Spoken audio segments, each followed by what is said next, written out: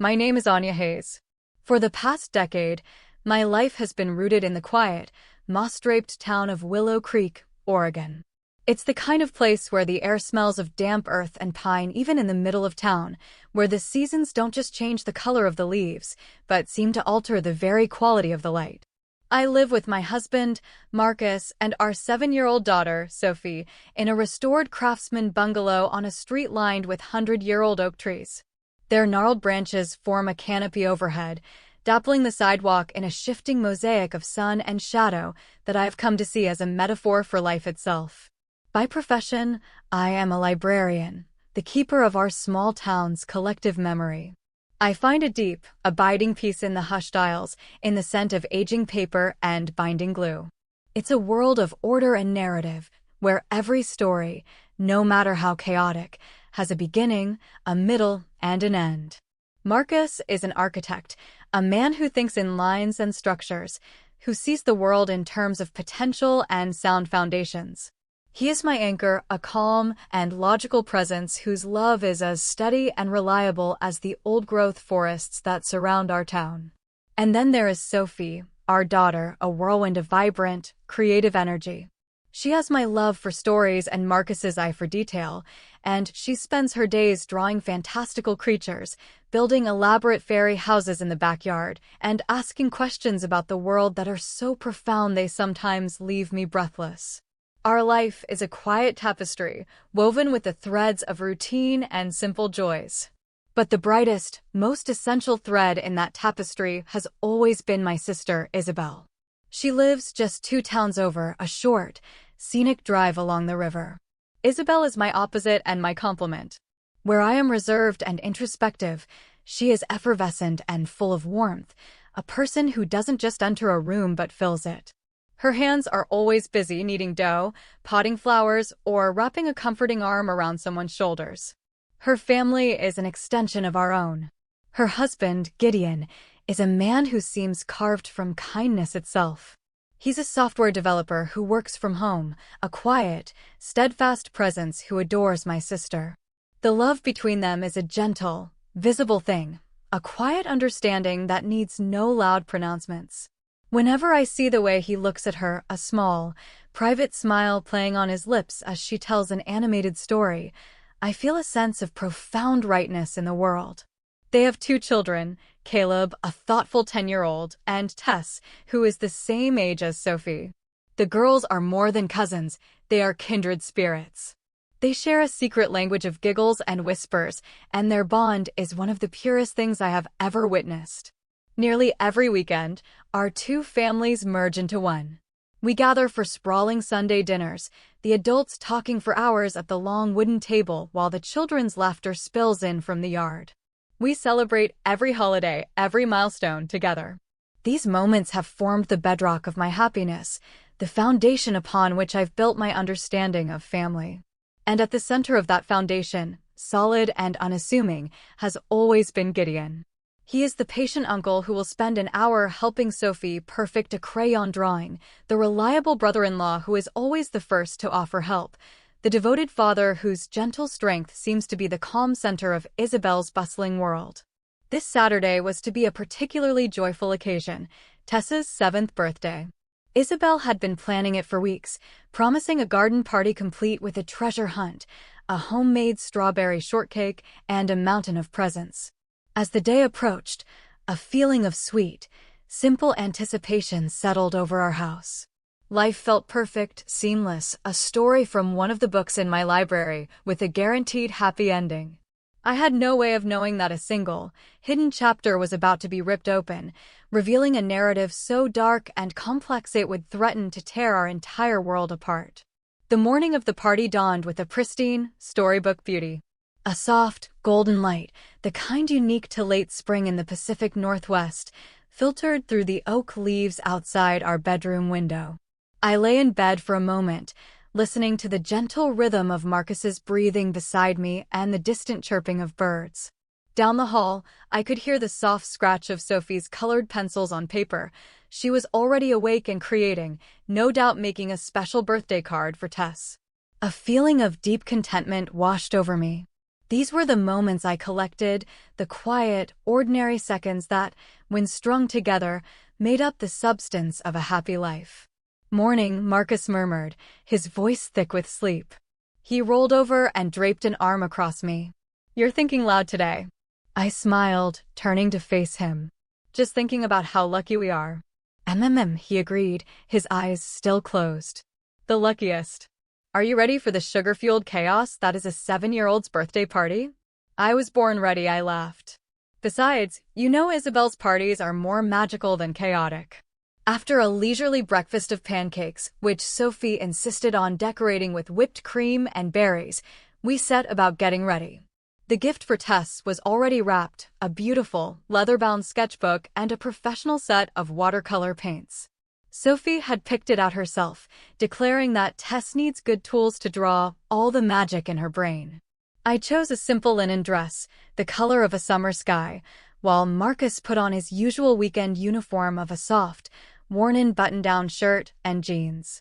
Sophie emerged from her room in a dress covered in embroidered daisies, her hair pulled back in a messy braid, clutching the hand-drawn card for Tess.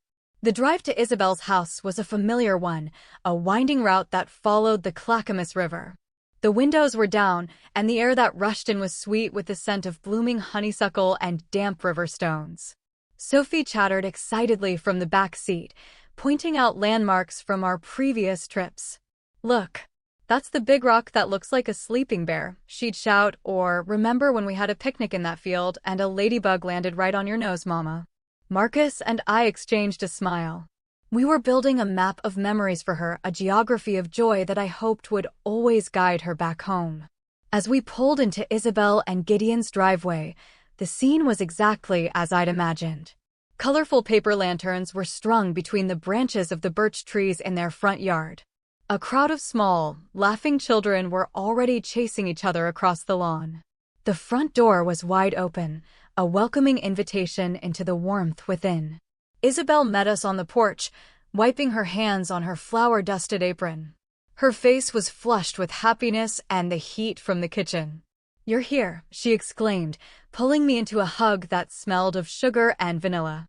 She embraced Marcus and then crouched down to Sophie's level.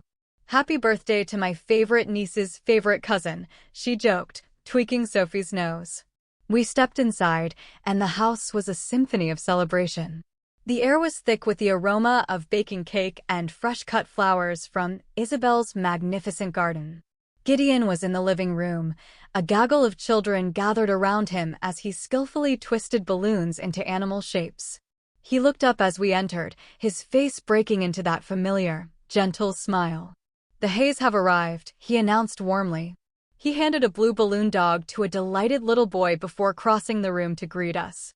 He shook Marcus's hand and gave me a light, brotherly hug. "Glad you could make it. The treasure hunt is about to begin." "Sophie, your timing is perfect." The afternoon unfolded in a series of idyllic snapshots. The treasure hunt, which Gideon had meticulously planned with rhyming clues, sent the children shrieking with delight all over the garden. Marcus joined in, helping the smaller kids decipher the riddles, his deep laugh mingling with their high-pitched squeals. I sat with Isabel on the porch swing, watching the joyful chaos, our shoulders bumping companionably. "He's so good with them," I said, nodding toward Gideon, who was now being mobbed by children begging for more balloon animals. "He has endless patience." Isabel's expression softened as she watched her husband. "He's the best man I know, Anya." Truly. Later, we all gathered around the picnic table for cake.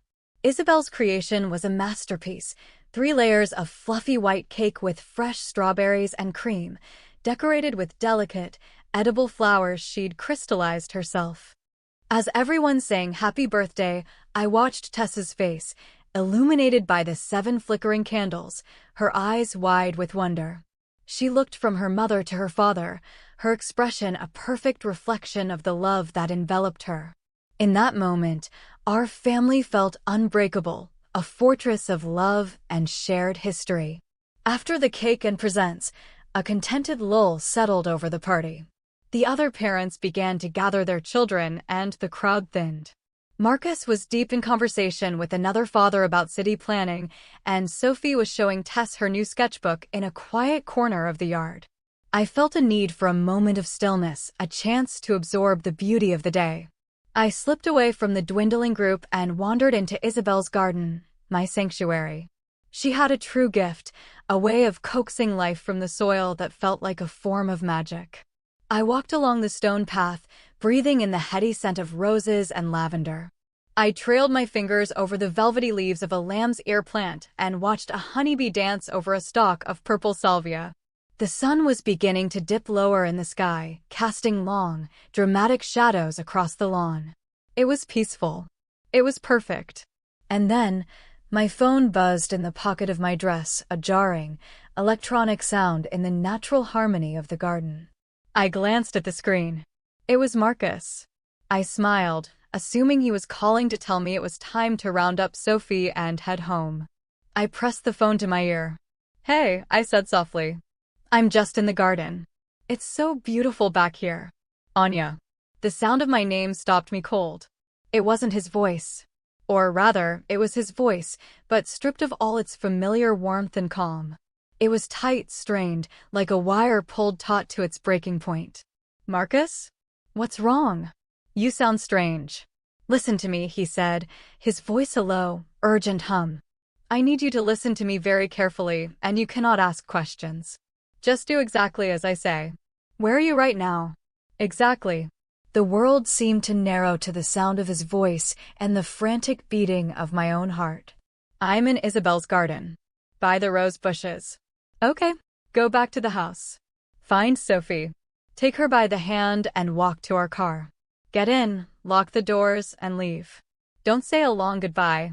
Just say you have a headache and you need to go home. Do you understand, Anya?" My mind was a whirlwind of confusion. "Marcus, what are you talking about? You're right here. If we need to leave, we can just." "I'm not there." The words were clipped, sharp. "I left 20 minutes ago. I'm at my office." A chill, cold and sharp as ice, slid down my spine, leaching the warmth of the sun from my skin. "Your office? Why? You didn't say anything." There was a pause, a breath drawn on the other end of the line that was heavy with a terrible weight. "Anya, I can't explain right now. Just trust me. Get Sophie and leave. And, Anya, do not go near Gideon. Stay away from him." Gideon. He had said his name. The name of the kindest man I knew, the gentle uncle, the loving husband. The name was now a shard of glass in my ear. It didn't make sense. None of it made sense. My librarian's mind, a mind that thrived on order and logic, was failing me. I tried to find a rational explanation, a miscommunication, a terrible joke. But the deadly seriousness in my husband's voice was undeniable. My trust in Marcus, a trust built over 15 years of shared sunrises and whispered secrets, was the only solid thing I had to hold on to. "Okay," I whispered, my throat tight. "I'm going now." I ended the call, my hand trembling as I slipped the phone back into my pocket. The garden, which moments before had been my sanctuary, now felt menacing. The shadows cast by the setting sun seemed to lengthen and crawl toward me like grasping fingers. Every rustle of leaves sounded like a footstep. I forced my legs to move, walking back toward the house. Through the large picture window, I could see the remnants of the party. Isabel was laughing with another mother. Gideon was on the floor, helping Tess carefully place her new watercolor paints into their box. He looked up, his eyes meeting mine through the glass, and he smiled. The same warm, gentle smile. A wave of nausea rolled through me. I took a deep breath and pushed the door open, forcing my own lips into a pale imitation of a smile. "Sophie, sweetie," I called, my voice sounding thin and reedy to my own ears. "It's time to go." Isabel turned to me, her expression full of concern. "Already? Is everything okay, Anya? You look pale." "I'm fine," I lied, the words tasting like ash. "Just a sudden, splitting headache. I think I need to go lie down in a dark room." "Oh, you poor thing," she said, rushing to my side. "Let me get you some water, some aspirin." "No, really, I just need to get home," I insisted, gently pulling away from her touch. "Marcus had to run to the office for a work emergency, so it's just me." Gideon stood up, his face a mask of sincere concern. A headache? That's no good. I can drive you all home if you're not feeling up to it. Marcus's warning screamed in my head, do not go near Gideon. No. The word came out sharper than I intended. I softened my tone. No, thank you, Gideon. I'll be fine. The fresh air in the car will probably help. I couldn't look at him. I focused on a spot on the wall just over his shoulder. Sophie ran to me, her face clouded with disappointment. But we were going to draw in my new book. We will, honey. Tomorrow, I promised, taking her small, warm hand in my own, which was now ice cold. We have to go. Say thank you and goodbye to Aunt Isabel and Uncle Gideon. The goodbyes were a blur of stilted words and averted gazes. I felt Isabel's worried eyes on me, felt the weight of Gideon's kindness as he wished me well. It was all I could do not to break into a run as I led Sophie to the car. Once inside, I locked the doors, the click of the mechanism a small, solid sound in the roaring chaos of my mind. Mommy, why are you shaking? Sophie asked from the back seat, her voice small and worried. My headache is just making me a little chilly, sweetie. It's okay. I slid the key into the ignition and turned it. Nothing. Just a low, grinding click. I tried again. Click. And again. Click. A frantic, desperate litany of failure. My breath hitched in my throat. On the verge of true panic, I got out of the car, my legs unsteady, and walked around to the front. And then I saw it. It wasn't the engine. All 4 tires were completely, irrevocably flat. Not just low on air, but slashed. Deep, deliberate gashes were carved into the rubber of each one. The world tilted. This wasn't a random mechanical failure. This was an act of malice. And in my terror-stricken mind, there was only one possible explanation. He did this. He knew we were leaving, and he did this to stop us. My hands were shaking so violently I could barely operate my phone. I dialed Marcus's number. He answered on the first ring. Are you gone? Are you on the road? Marcus, I sobbed, the sound torn from my chest. The tires. Someone cut all the tires. There was a curse on the other end of the line, sharp and savage. Damn it. Okay, Anya, listen. Get out of the car. Take Sophie and start walking down the street, away from the house. Just walk. I'm coming for you. I'm already on my way. I'll be there in 10 minutes. Carry Sophie and run, was what he'd said in the original story. But Marcus was an architect, not a cop. His instinct was structure, safety, calm instruction. Just walk away, he said, and I obeyed. I opened the back door and unbuckled my daughter, who was now crying softly, sensing my fear. It's okay, baby, I whispered, my voice a ragged thread. The car is just very broken. Daddy is coming to get us. We're just going to take a little walk to meet him. I lifted her into my arms, her small body trembling against mine, and I started walking down the quiet, tree-lined street, away from the house filled with laughter and paper lanterns and a terror I couldn't begin to comprehend. Each step was a lifetime. Each passing car made me flinch. Finally, I saw his headlights, coming around the corner far too fast. Marcus's familiar silver sedan screeched to a halt beside us. He leaped out of the driver's side, his face pale and etched with a fear that mirrored my own. He didn't say a word, just wrapped us both in a tight, desperate embrace before ushering us into the safety of his car. As we drove away, Sophie finally asleep in the back seat from the emotional exhaustion, I turned to him, the question a burning weight on my tongue. Marcus, tell me what is happening. He kept his eyes on the road, his knuckles white on the steering wheel. Today, I was doing a bit of preliminary research for the new community center project, he began, his voice low and strained. Checking zoning laws, property records online.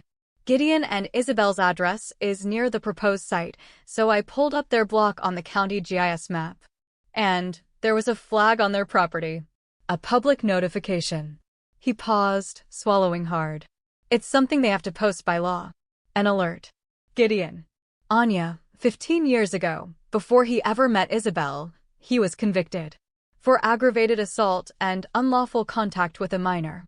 The words hung in the air, thick and poisonous. I felt the blood drain from my face. My mind flashed through a gallery of images. Gideon patiently pushing Sophie on a swing. Gideon reading a storybook to Tess and Sophie, their heads resting on his shoulders. Gideon handing out balloon animals, his gentle hands twisting and shaping the bright colors. Every innocent memory was now curdled, twisted into something monstrous and obscene. I didn't believe it, Marcus continued, his voice cracking. I thought it had to be a mistake. A different Gideon, a clerical error. I drove to my office to use my work computer, to dig deeper, to find a way to disprove it. But it's all there. Public record. He served 4 years in prison. He's a registered offender. I was silent, staring out the window at the passing landscape that now seemed alien and strange. The world I had woken up in this morning no longer existed. It had been a fiction, a beautiful, comforting story I had told myself. And the truth was a horror story. Just then, Marcus's phone, resting on the center console, lit up with a text message. He glanced down. It was from Isabel. What is going on? A neighbor just told me some teenagers were slashing tires all up and down the street. Your car got hit. Are you okay? Call me. Marcus read the message aloud. We looked at each other, the new information dropping into the chaos of the last hour. The slashed tires, it wasn't Gideon. It was a random act of senseless vandalism. A cruel coincidence that had layered a tangible, immediate threat over a deeper, more insidious one, turning our fear into pure terror. A wave of dizzying, disoriented relief washed over me, but it was fleeting. The immediate danger had been a phantom. The real one was still sitting in my sister's living room, at the very heart of my family. We drove in silence for a long time, the quiet hum of the engine a stark contrast to the storm raging inside my head. We didn't go home. The thought of our quiet, safe house felt wrong, contaminated by the day's revelations. Instead, Marcus drove us to a small park overlooking the river, a place we'd often come for picnics in happier times. Sophie was still fast asleep in the back, her face serene and untroubled. We sat on a bench, the cool night air wrapping around us. The river flowed before us, dark and ceaseless, carrying its own secrets beneath the surface. What do we do, Marcus? I finally whispered, the words feeling small against the vastness of the night. I have to go back, he said, his voice firm. I can't leave Isabel there, not knowing. She deserves the truth. She might already know the truth, I said, the thought occurring to me for the first time. The idea was a new kind of pain. My sister, my other half, keeping a secret of this magnitude from me. An hour later, I was sitting in our living room, a cup of tea grown cold in my hands, while Marcus was back at my sister's house. Sophie was tucked safely in her bed. I had checked on her 3 times, just to watch the gentle rise and fall of her chest, to reassure myself that she was here, she was safe. When Marcus finally returned, well after midnight, he looked exhausted, as if he had aged a decade in a few hours. He sank onto the sofa beside me. She knew, he said, his voice flat. She's known since before they were married. He told me everything. Gideon had confessed his past to Isabel when their relationship became serious. He had laid bare the ugliest chapter of his life, expecting her to leave. But she had stayed. She had chosen to believe in the man he had become, not the man he had been. He had never hidden it from her. He had been in intensive therapy for nearly 2 decades. He lived by a strict set of self-imposed rules, never being alone with any child, not even his own, complete transparency with Isabel about his therapy sessions, avoiding situations that could be misconstrued. He was, by all accounts, a man engaged in a lifelong, vigilant battle for his own redemption. And Isabel had chosen to keep his battle a secret, to protect him, to protect the fragile piece of the family they had built. She had wanted to tell me, she'd told Marcus, but she never found the right words. How do you tell your sister that the man you love, the man your daughter adores, once did the unthinkable? The following weeks were a landscape of quiet grief. The easy, constant communication between my sister and me ceased. The silence was a chasm between us, filled with unspoken accusations and years of broken trust. My love for my family felt like a shattered mirror, I could still see the reflection, but it was fractured, distorted, and painful to look at. I was torn between my fierce, primal instinct to protect Sophie and the deep, abiding love I had for my sister. Was Gideon a predator hiding in plain sight, or was he a man who had made a horrific mistake and spent the rest of his life atoning for it? Could a person truly change? My library was full of stories of redemption, but this was not fiction. This was my daughter's safety. Finally, after 3 weeks of unbearable silence, I called Isabel. "We need to talk," I said. "All of us." We met at our house, on neutral ground. It was just the 4 of us. The children were at a friend's house. The air in our sunny living room was thick with tension. Gideon was the first to speak. He looked thin, his eyes shadowed. He didn't make excuses. He simply recounted his story, his voice quiet and heavy with the shame he had carried for so long. He spoke of his crime, a terrible act committed in a haze of youthful arrogance and intoxication, an act that had destroyed his own life as surely as it had traumatized his victim. He spoke of his time in prison, of the therapy that had forced him to confront the ugliest parts of himself, and of the daily, conscious effort it took to be a good man. "I know that I'm sorry is meaningless," he finished, his eyes on the floor. "I know I don't deserve forgiveness. All I can tell you is that I have dedicated every day for the last 17 years to ensuring I am not that person anymore. And I understand, completely, if you can never trust me near Sophie again." Then Isabel spoke, her voice trembling but clear. "I should have told you, Anya. That was my failure. I was afraid. I was afraid of losing you, of losing this, all of this. I saw the good man he is, and I wanted you to see it too, without the shadow of his past. I was wrong." I looked at my sister, at the tears streaming down her face, and I saw not a liar, but a woman trapped in an impossible love story. I looked at Gideon, and for the first time, I saw not a monster, but a man broken by his own past, trying desperately to rebuild himself. "I don't know if I can ever forget," I said, the words coming from a deep, honest place inside me. As a mother, my fear might always be there. It's my job to protect her. Marcus, my calm, logical anchor, spoke up. "Trust isn't a switch you can flip. It's built. Or, in this case, rebuilt. Maybe we can find a way to do that. With boundaries. With honesty. No more secrets." We talked for hours. We laid out new rules, stricter than the ones Gideon had set for himself. All visits would be supervised. There would be open communication about his therapy. We would move forward with our eyes wide open, acknowledging the risk, however small, instead of pretending it didn't exist. It wasn't a perfect solution. There was no magic absolution. The seamless, happy story of our family was gone forever. In its place was something far more complex and difficult, a story of profound failure and the painstaking work of forgiveness.